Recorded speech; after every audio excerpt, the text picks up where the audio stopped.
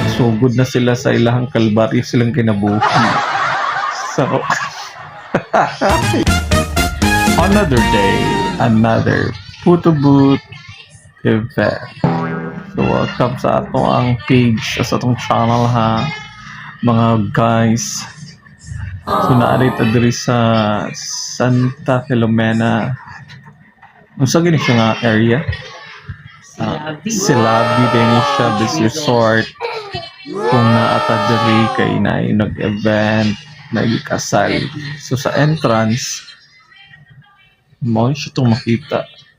By the way guys, kuan kayo kanang ulan kay na siya no.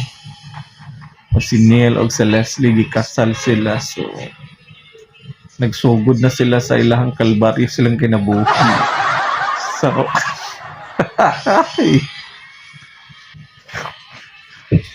Neil guys, mani siya. Kasal na sila karon, so happy kayo sila na sila yung host. So muna sila guys, no? Yung kita po napunta diri atang sa ato ang photo booth. Matanawas lang ang diha si ante, di ba? Nga namang photo booth guys, first and only classic retro mirror photo booth here in the Iligan and the entire Philippines and the universe. So, ngayon siya guys ha, kung kinahanglan mag photo booth nga unique, nga wala pa yun sa universe, kami pa'y na. So, yun na siya. So, itong makita dara si Don, Den, si David, si Don David, di ay na siya. Asan mo to siya? Tago siya dahil sa kilid. Manawa si Uncle for bakayo po yung sa aming bata. So nga nang set up to ang photo booth guys ha. Grabe ka nice, good.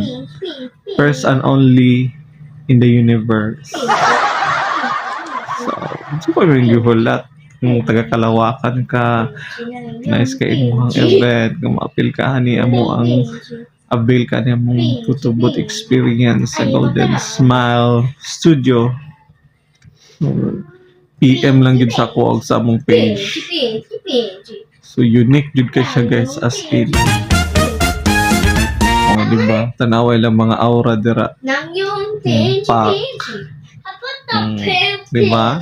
Sila mga wakadarag mga props. So, nga na itong experience nato guys. So, kana na amo ang photo